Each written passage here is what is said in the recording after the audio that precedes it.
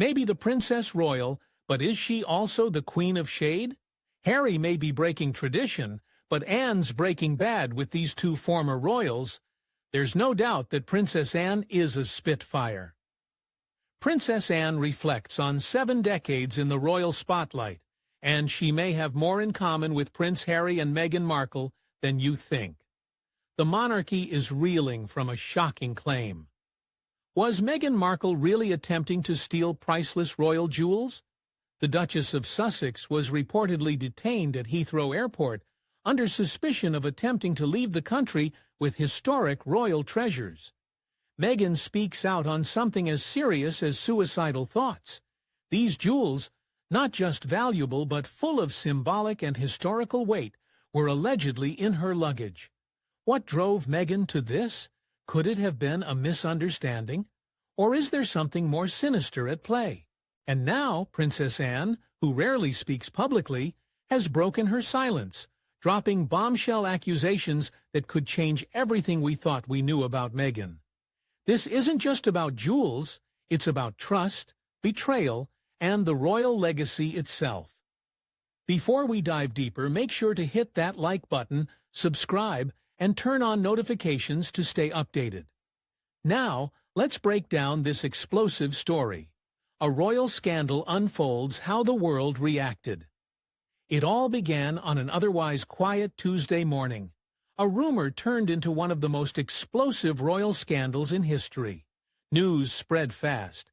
Meghan Markle arrested at Heathrow, accused of attempting to steal priceless royal jewels, but the real shock came later. Princess Anne, known for her quiet dedication to royal duty, stepped forward with a chilling statement. She didn't just speculate, she made an accusation, directly naming Meghan Markle as the person responsible. Her words sent shockwaves throughout the monarchy in the world. Traditionally, Princess Anne has stayed out of the limelight, but when it comes to protecting the royal legacy, silence was no longer an option. "It was never hers," she said, referring to the missing item. This was more than just a missing jewel. It was a betrayal of the royal family and their sacred traditions. To truly understand the gravity of the situation, we need to take a step back and look at the deep traditions that surround the royal jewels. For centuries, these artifacts have symbolized sacrifice, continuity, and national pride. They are not just items of beauty. They hold the very essence of British history. These treasures are meticulously guarded, even by members of the royal family themselves. Every single jewel is accounted for. And when one of them goes missing, the implications go far beyond the theft itself. So when it was discovered that a prized brooch, once worn by Queen Mary, was missing from the royal collection, it raised immediate concerns. Weeks before the scandal broke, a troubling discovery was made at Buckingham Palace. The royal archives, normally secure and strictly monitored, reported that an iconic piece, the Queen Mary's emerald brooch, was gone. At first it was believed to be an error, but when the staff dug deeper, something didn't add up. Security footage and interviews soon revealed an alarming clue. Meghan Markle had visited the archive under the guise of filming a documentary. She had been granted limited access, but the brooch was not supposed to be part of her tour. Yet footage showed her leaving with an item wrapped in cloth, concealed in her handbag. By the time authorities had caught wind of the missing piece, Meghan was back in California. But the investigation didn't stop there. An anonymous tip led Scotland Yard to launch an operation. Meghan was set to return to London briefly, and allegedly had plans to meet a high-profile antique dealer in Geneva. As she prepared to board her return flight, customs agents at Heathrow stopped her and searched her bags. There, hidden within a makeup case, was the missing brooch, the very same one that had vanished from the royal archives. She was detained for questioning, and the news quickly spread like wildfire. But the real shock came when Princess Anne, not waiting for official statements from the palace, took matters into her own hands. Princess Anne's statement, a bold move. Princess Anne, always the one to uphold royal tradition, broke her silence and made a clear statement to the press. Queen Elizabeth's only daughter has long been known as the hardest-working royal, making hundreds of official appearances per year. "This family has endured much," she said, "but what we must never endure is theft from the heart of our legacy." She didn't mince words, though she didn't name Meghan directly. Her cryptic comment was clear. She knows what she did. The media was immediately flooded with questions, and public opinion was divided. Supporters of Meghan rallied, claiming it was a setup, but for many, this felt like the final straw in a series of incidents that had tainted Meghan's relationship with the royal family. This scandal isn't just about one missing brooch, it's about trust. What happens when a former royal is accused of a crime against the crown? The implications go far beyond Meghan Markle's future relationship with the monarchy. An investigation is underway into whether more royal items are missing.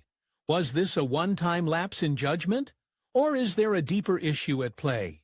Scotland Yard is examining the entire royal collection, raising even more questions. As the investigation unfolded, the world continued to watch in disbelief.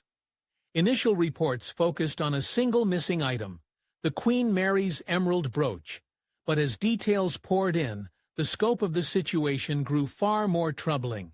The Royal Archives, usually the most secure area in Buckingham Palace, had revealed not one but 3 priceless heirlooms had gone missing.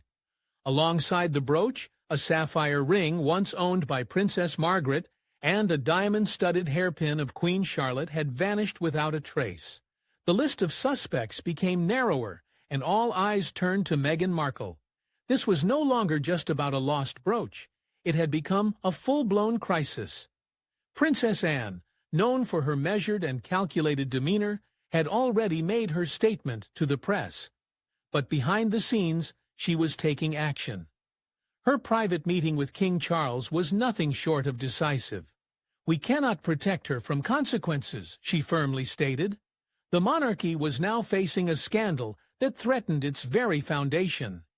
The gravity of the situation deepened when the royal vault, a supposed impenetrable safe house for the crown jewels, came under scrutiny. This vault had been considered inviolable, its security tighter than any other royal facility. Yet during a routine audit, it was discovered that the Queen Mary's emerald brooch was missing. This brooch was no ordinary piece of jewelry. Gifted to Queen Mary in 1910, it was not only a symbol of British imperial history, but also a memento of diplomacy and colonial ties. To lose such an item wasn't just a theft. It was a violation of everything the monarchy stood for. The security team immediately jumped into action, reviewing access logs and footage. The list of individuals who could have taken the brooch was minuscule, with Meghan Markle's name being a glaring presence among them. Though her access to the archives had expired, she had been granted limited access for a documentary about royal traditions, which was still fresh in the records. A closer inspection of security footage revealed troubling details.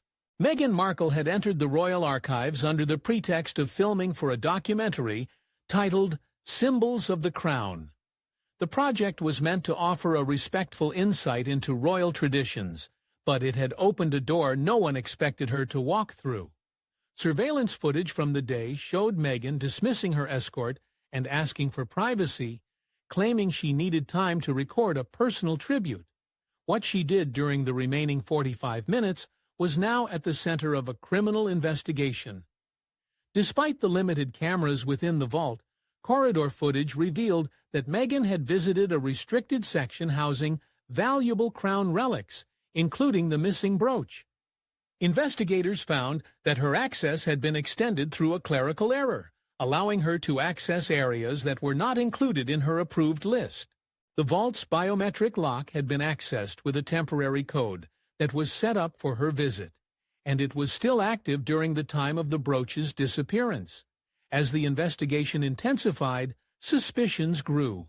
Meghan Markle had always been a polarizing figure within the royal family, and now her name was linked to a crime that threatened the monarchy's credibility.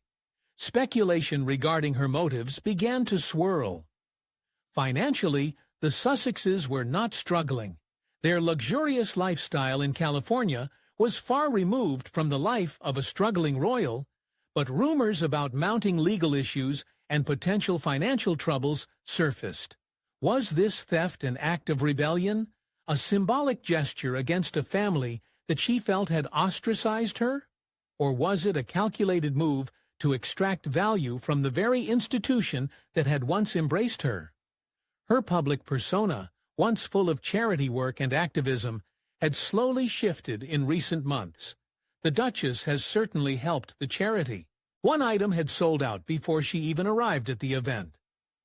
Meghan had often expressed frustrations about her time in the royal family, feeling confined by tradition and the expectations placed upon her.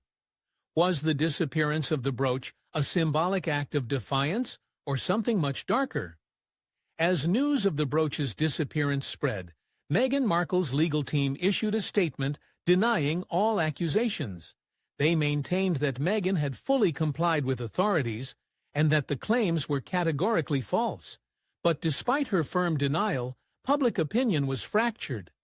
Supporters of Meghan argued that the monarchy was framing her to deflect attention from their own scandals, while her critics believed she had crossed a dangerous line, exploiting royal resources for personal gain. Scotland Yard, meanwhile, had escalated their investigation. The stakes were high, not just for Meghan, but for the very integrity of the royal family. If a former royal had indeed committed a crime of this magnitude, the implications were far-reaching, both legally and diplomatically. As the days passed, troubling new details emerged. An informant within a luxury jewelry firm in Geneva reported that a meeting had been scheduled between a client matching Meghan's profile and one of their evaluators just days after her alleged return from London. The royal family found itself in a precarious situation. Princess Anne, once a staunch defender of the monarchy's traditions, had taken the lead in demanding accountability. The possibility of public transparency loomed large, and the palace had to decide whether to handle the situation privately or risk further scandal by going public. In the midst of this, Meghan Markle remained out of sight.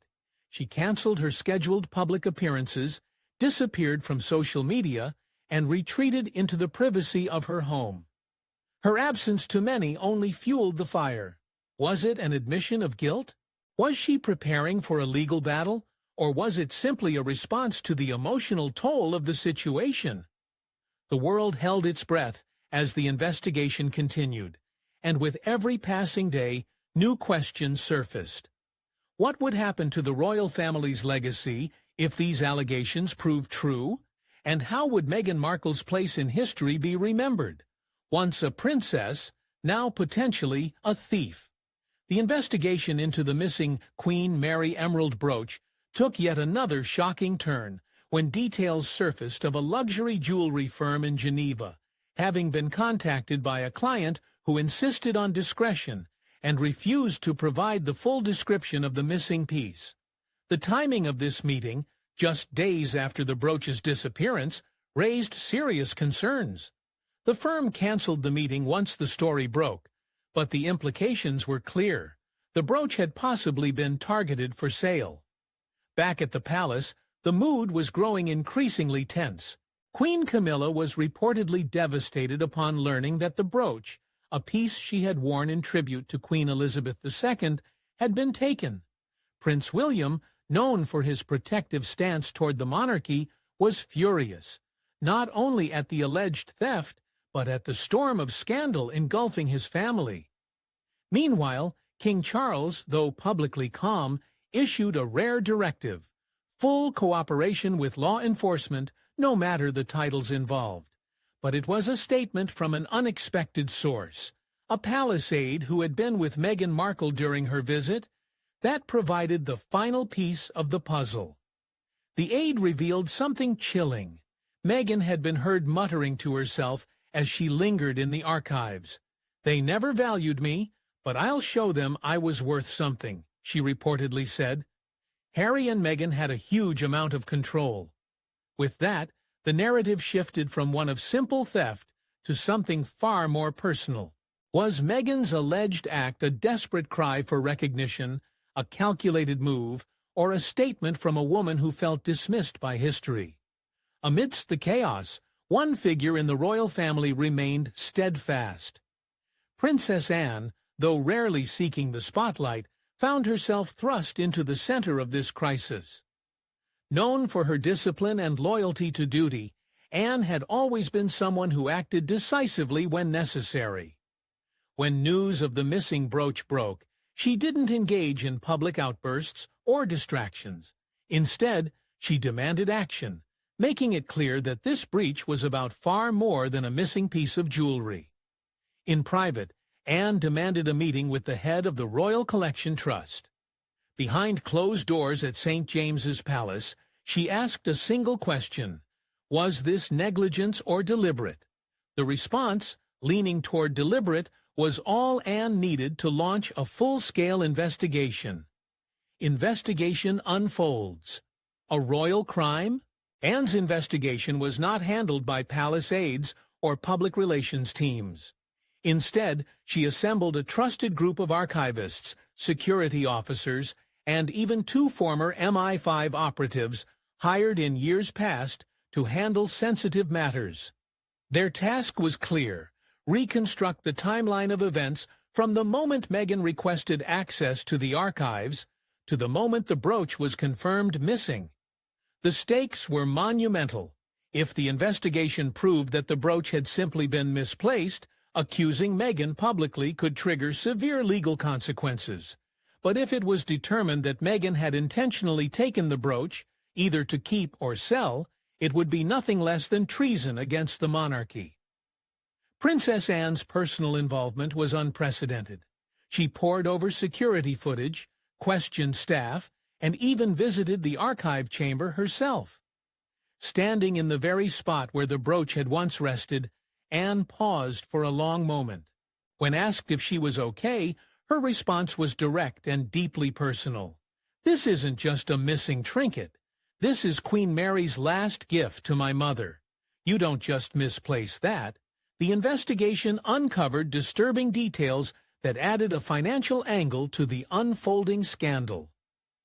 During her visit to the archives, Meghan had requested to review documents from the Royal Jewels Transfer Registry, a ledger detailing the movement, origin, and appraised value of each item in the collection. This request, which fell outside the scope of her documentary project, seemed odd at the time.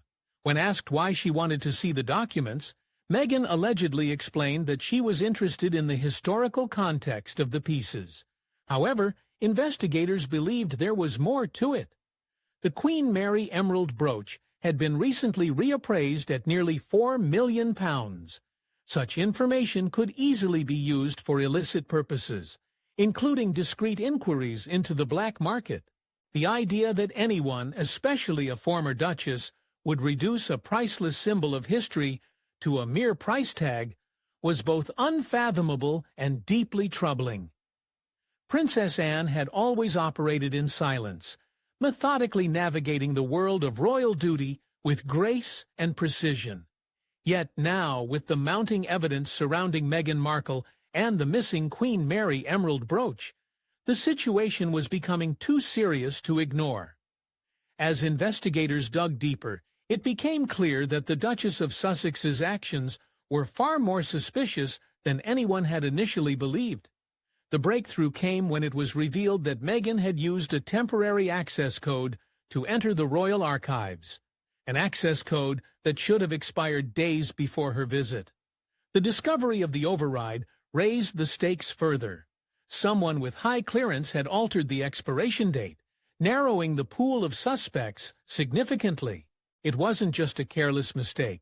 It pointed to someone who had gone out of their way to ensure Meghan's entry. A junior staff member, eager to impress, admitted to confirming Meghan's access code, but had failed to alert a supervisor. His actions were questioned, and he was immediately placed on administrative leave. But the investigation didn't stop there. The deeper the investigation went, the more troubling it became. A key assistant who had waited outside the archive chamber revealed that Meghan had asked her to delete certain photos taken during the visit. The timing coincided exactly with Meghan's entry into the restricted brooch corridor, raising even more suspicion. Princess Anne's findings were presented to King Charles in a private closed-door meeting. The atmosphere in the room was heavy as the king processed the information. When it was over, his words were stark.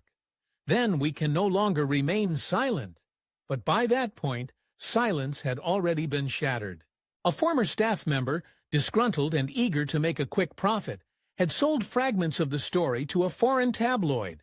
Though no names were given, the timing and context of the leaks pointed directly at Meghan. The media frenzy took off, with speculation running wild on social platforms, creating a storm of conjecture that only grew worse by the hour. Faced with the escalating media storm, Princess Anne took action. She drafted a direct, unambiguous statement, one that neither confirmed nor denied Meghan's involvement, but acknowledged the missing royal artifact and the breach of internal protocols. However, it was what she added that shocked everyone. "I will not be silent when the legacy of our past is compromised by deceit. No matter how uncomfortable the truth may be, we owe it to the people, to the crown, and to those who came before us to protect what cannot be replaced." Her words were clear. This wasn't just about a missing brooch, it was a matter of royal legacy. Public reaction was swift and polarized, with some praising Anne's unwavering commitment to tradition, while others accused her of using veiled language to attack Meghan. Regardless of the public's take, one thing was certain. The palace had entered a new phase in its battle to control the narrative: critical forensics, the missing brooch, and the evidence trail. As the investigation moved forward, specialists in artifact forensics were brought in. The results were damning. Traces of the brooch's velvet fibers were found in a drawer Meghan had accessed, and a small clasp screw matching the exact setting of the Queen Mary emerald brooch was discovered inside the archival desk. These were undeniable signs that the brooch had been handled, and the likelihood that it had been removed by anyone other than Meghan was slim. Princess Anne, reflecting on the results, remained quiet for a long moment before closing the investigation file. "Now we wait for her to return," she said, with grim certainty. But fate would prove faster than anticipated. Days later, as Meghan Markle prepared to leave the United Kingdom, the situation reached its tipping point. A team of Scotland Yard officers armed with intelligence from a confidential tip intercepted her at Heathrow Airport. What they discovered in her luggage shattered every defense she had left. Meghan, though traveling with the typical privileges of a VIP, was caught off guard. The authorities had already been tracking her movements, with particular attention on her rumored layover in Geneva, a city known for its rare jewelry market. As she made her way toward her flight, she was stopped by airport security, who presented her with the legal grounds for a secondary security screening. What followed in the private terminal lounge would forever change the course of this scandal. Meghan's bags were searched, and beneath a layer of silk scarves and jewelry cases, the Queen Mary emerald brooch was discovered. Wrapped delicately in a cloth, the sight of the brooch, unmistakable in its design, left the room in stunned silence. As the brooch was carefully placed into an evidence container, Meghan was confronted by the officers. "We need to speak further," they said. Her response was calm but defiant. "This isn't what it looks like." She claimed the brooch had been a gift from the Queen, but when pressed for documentation or evidence to support this, she remained vague and evasive. "I don't need to explain myself," she said flatly. "This is personal." The authorities, though aware of her diplomatic status, had no choice but to hold her for further questioning. News quickly spread, and within hours, the hashtags #WarnMeghanBroochGate and #JaRoyal Theft began trending worldwide. The speculation and public outcry were deafening, and the palace once again found itself at the center of a scandal it could not control. So many firsts for Meghan Markle these days. Now the Duchess of Sussex. She's on her way for her first overseas tour with Harry later this year. Her first solo tour with the Queen is coming up very soon. News of Meghan's detention spread. The media exploded. Major news outlets broke into regular programming. Commentators perfect candidate to carry the torch forward. As for Prince William and Catherine, they had always been dedicated to raising their children with the utmost care and attention. They knew that Charlotte's future would involve both public scrutiny and the need to embody royal duty. From a young age, they had been instilling in her the skills she would need to navigate this complex world.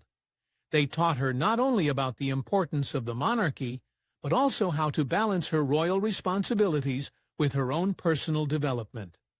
To see Charlotte for the first time, Charlotte is now fourth in line to the throne behind her brother, Prince George, who turns 2 in July, Prince William, and Prince Charles. Uncle, Prince Harry, is now 5th. Charlotte, like her brothers, was being raised with a deep understanding of what it meant to serve the people, but also to remain true to herself. Her natural charisma had already been seen at various royal events, where she had the ability to connect with the public in a way that felt both genuine and effortless. Whether attending charity events or engaging with children. Her own age, Charlotte's warmth was undeniable. She had the rare ability to make everyone around her feel special, a gift that would serve her well as she grew older and took on more responsibility within the royal family. Though she was still young, the lessons Charlotte was learning were vital. As she matured, she would continue to develop the knowledge and understanding needed to carry out her royal duties. The future was uncertain, but one thing was clear. Charlotte was being carefully prepared for the role she would one day play, and, with her in line to be the 4th in succession, her position in the royal family was being firmly established. In the past, royal events had been more limited, confined to traditional ceremonies and formal occasions. However, the modern era demanded a new kind of royal presence, one that could connect with a diverse and global audience. Princess Charlotte, with her natural grace and charisma, was seen as the perfect figure to represent the monarchy in this new age. Her ability to adapt to modern times, while still maintaining the traditions of the royal family, was exactly what was needed to ensure the monarchy remained relevant and connected to the people. Princess Charlotte keeps her brother, Prince George, in line. The subtle lesson in royal etiquette went down on the Buckingham Palace balcony as Charlotte and George joined their family to wrap up celebrating the Queen's Platinum Jubilee. When the news of Charlotte's new title broke, it was met with excitement and enthusiasm from the public. People across the country and beyond were thrilled to see such a young and vibrant member of the royal family taking on such an important role.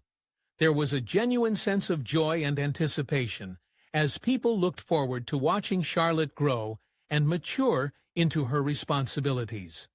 Her charm, her kindness, and her ability to connect with others made her a beloved figure even at such a young age, and many believed that she was more than ready for the challenges and privileges that would come with her new title. As she continued to grow, Charlotte's role in the royal family would only become more significant. She would be given the opportunity to learn, to evolve, and to solidify her place in the monarchy. With her family's unwavering support and the guidance of Princess Anne, Charlotte was poised to become a key figure in the future of the royal family. The world watched with bated breath as this new chapter unfolded, eager to see how Princess Charlotte would rise to the occasion, embracing her royal duties while maintaining the charm and grace that had already made her a favorite among the public. With each passing year, Charlotte would mature, gaining the experience and wisdom that would help her carry the weight of her title with dignity and strength. The future of the monarchy seemed brighter with her at its heart, ready to step into the role that would one day be hers as the world continued to evolve and change around her. The crowds are already camping out. The crowns and cuppers are being passed around as they get ready to celebrate the king. The shifting of royal roles within a family holds more significance than anyone could imagine, especially in a monarchy as ancient and powerful as the British royal family. This transfer of power, with titles and duties being passed down through generations, has been the foundation of royal history, but it has never been without its challenges, conflicts, and moments of disloyalty. Understanding why these shifts are important requires us to look at the royal bloodline from the very beginning all the way back to the time of William the Conqueror, and explore how the crown has changed hands over the centuries. The story of royal inheritance begins long before the monarchy we know today. The tradition of passing down the crown can be traced back to the Norman conquest of 1066, when William the Conqueror, Duke of Normandy, claimed the throne of England. His victory at the Battle of Hastings established him as king and set the stage for centuries of inheritance struggles, power struggles, and shifting alliances. The conqueror's descendants faced numerous challenges in maintaining the throne, with family disputes and external pressures often leading to conflicts over who was the rightful heir. William the Conqueror had several sons, but it was his eldest, Robert Corthos, who was originally meant to inherit the throne. However, due to political reasons and his father's decision, it was William's second son, William Rufus, who ascended to the throne after William the Conqueror's death in 1087. The armies of both would meet on the battlefield in 1087 as William launches his final expedition. The Conqueror's reign, though, ended as it had begun in bloodshed. William died in Hor at the age of 60. This was just the beginning of a turbulent period of royal inheritance. William Rufus's reign was marked by tension, and after his sudden death in 1100, his younger brother Henry I claimed the throne. Henry faced challenges from his older brother's supporters, but ultimately he solidified his rule. Henry I's reign brought relative stability to England, but upon his death in 1135, he left no male heirs. His only surviving child, Matilda, was his designated heir, but her cousin Stephen of Blois seized the throne, sparking a civil war known as the Anarchy. This conflict between Matilda and Stephen was not only a battle for the crown, but also a clash of royal bloodlines, demonstrating just how fiercely contested the inheritance of the throne could be. In the end, Matilda's son, Henry II, succeeded Stephen, and the crown returned to her bloodline, bringing a sense of order back to the kingdom. The Plantagenet dynasty, founded by Henry II, would rule England for several centuries, but it too was marked by family disputes. Henry's sons, Richard the Lionheart and John, were part of a long-running conflict over succession and authority. Richard's absence during the Crusades and John's notorious misrule led to rebellions and disputes over their legitimacy as rulers. John's reign ended in disaster with the signing of the Magna Carta in 1215. Why so much interest in the Magna Carta? Well, it's the 800th anniversary of the 15th of June, 1215 at Runnymede. Magna Carta was not signed, which limited the power of the king and paved the way for future challenges to royal authority. In the 14th century, the throne was once again contested in the wake of King Edward III's death. In his heir, Richard II faced constant challenges from rival factions within his own family, particularly from his cousin Henry Bolingbroke, who would eventually overthrow Richard and become King Henry IV. This marked the beginning of the Lancastrian dynasty, which fought against the rival Yorkist family in a series of brutal conflicts known as the Wars of the Roses. These wars were driven by competing claims to the throne and were a clear example of how royal inheritance could be manipulated and contested. After years of bloodshed, Henry Tudor, a descendant of the Lancasters, claimed victory in 1485 at the Battle of Bosworth and became King Henry VII. His marriage to Elizabeth of York helped to unite the warring factions and bring an end to the Wars of the Roses. The Tudor dynasty would go on to rule England for more than a century, but even within this family there were struggles for power. Henry VIII's break with the Catholic Church and his desire for a male heir led to the execution of his wives and the establishment of the Church of England. When Henry VIII died in 1547, one of the strange things about Henry is that we don't really know what he dies of. It's very hard to medically diagnose people from 4 centuries ago. We know when he dies on the 28th of January 1547. We know that he's been ill for some time, seriously ill since December of the previous year. His only surviving son, Edward VI, became king at just 9 years old, but his reign was short-lived. After Edward's death, the throne passed to his sister Mary I, and then to her sister Elizabeth I. Between Elizabeth I's reign from 1558 to 1603 is often regarded as one of the most successful and prosperous periods in English history. Her rule was marked by a flourishing of culture and the arts, the defeat of the Spanish Armada, and the establishment of England as a global power. However, despite her success, Elizabeth had no children, and when she died in 1603, the crown passed to her cousin, James VI of Scotland, who became James I of England. This marked the beginning of the Stuart dynasty and a new era for the British monarchy. The passing of the crown to James I was yet another moment of historical importance. As a member of the Scottish royal family, his ascension unified the crowns of England and Scotland, though it also created tensions as the two kingdoms had different traditions and laws. The Stuart dynasty faced several challenges, including the English Civil War, which saw King Charles that had executed in 1649, and the subsequent establishment of the Commonwealth under Oliver Cromwell. The monarchy was restored in 1660 with Charles II, but the impact of the Civil War and the execution of his father left a lasting scar on the royal family. In January 30th, 1649, Charles was executed by beheading outside the banqueting house in Whitehall, London. His execution was a shock to many people in England and Europe, as it was seen as a violation of the divine right of kings and the sanctity of monarchy. The monarchy continued to evolve through the years, with each new king or queen facing their own unique challenges. The Glorious Revolution of 1688, which saw James II overthrown in favor of William of Orange and Mary II, brought about a shift in royal power and established constitutional monarchy in England. This was a pivotal moment in the history of royal inheritance, as it marked the transition from absolute monarchy to a system in which the monarchy's power was limited by law and parliament.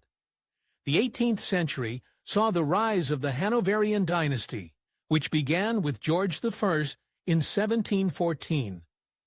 His reign marked the beginning of a period of political change, as the power of the monarchy continued to diminish in favor of Parliament.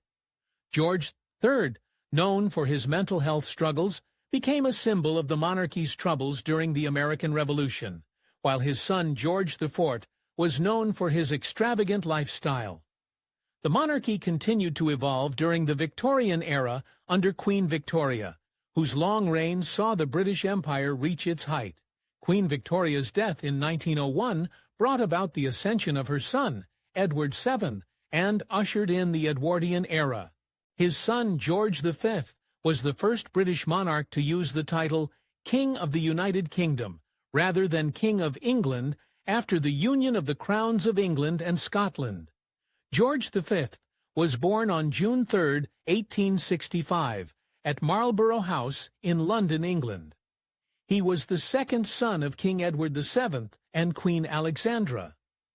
As a member of the royal family, George V grew up in a privileged and highly regarded environment.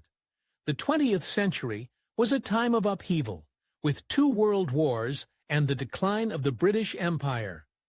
After George V's death, the crown passed to his son Edward VIII, but he famously abdicated in 1936, leaving the throne to his younger brother, George VI. King George VI's reign was marked by the challenges of World War II, but after his death in 1952, the crown passed to his daughter, Queen Elizabeth II. Queen Elizabeth II ruled for an incredible 70 years, becoming the longest reigning monarch in British history. When Queen Elizabeth II passed away in 2022, the crown passed to her son, King Charles III. This transition was a monumental moment in history, marking the end of an era and the beginning of a new one. The British monarchy, now more attuned to the modern world, recognizes the importance of preparing the younger generation to meet the challenges of an ever-changing society. Princess Charlotte, a girl full of promise and grace, has shown remarkable potential at a very young age. She has already mastered multiple languages, with a particular strength in Spanish. Her fluency in 2 languages has not only helped her communicate with a wider audience, but has also played a key role in boosting her confidence. For someone so young, this ability to converse in different languages gives her the tools to connect with people from all over the world, a crucial skill for any future monarch. Her parents, Prince William and Catherine, and Princess Kate, have unveiled their family holiday card, and this year it is extra special. They shared a festive video of it, and it reads, "Wishing you a very happy Christmas and New Year." The picture is of the couple with princes. George and Louis, and Princess Charlotte, have always encouraged their children to embrace the global languages spoken in their household, using them to bond as a family. This multilingual upbringing is part of their tradition of blending royal duty with the modern needs of today's world. From early childhood, Charlotte has learned the value of leadership, generosity, and kindness, qualities that have already been seen in her actions during public events. One of the first glimpses of her emerging leadership came during the Platinum Jubilee of Queen Elizabeth II. At just 7 years old, Charlotte displayed a rare poise and charm that captivated the public. As the royal family gathered to celebrate Queen Elizabeth's 70 years on the throne, Charlotte's kind gestures stood out. She was often seen helping her younger brother Louis or offering sweet smiles to the crowd. During this milestone celebration, Charlotte's gentle nature was clear to everyone, further solidifying her place in the monarchy's future. Charlotte's dedication to kindness continued at an event close to her heart, a charitable gathering for the Baby Bank family, where she participated alongside her mother, Princess Kate. At only 8 years old, Charlotte took part in the event with a maturity beyond her years. Wearing a lovely, simple dress, she looked both elegant and approachable.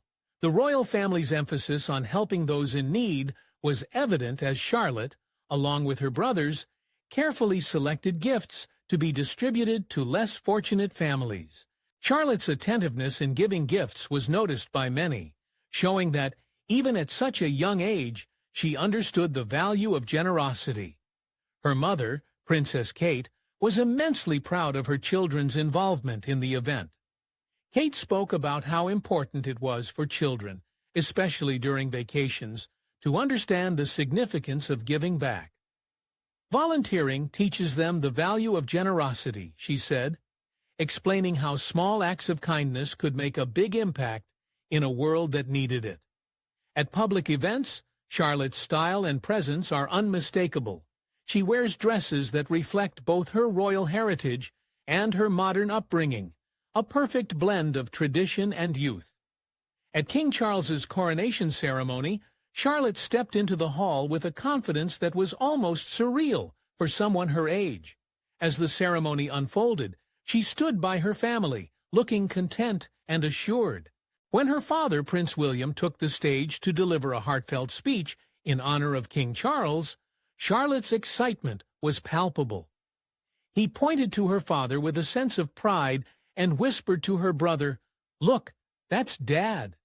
Her innocent joy and playful gestures showed her deep connection to her family and the role they would each play in the monarchy.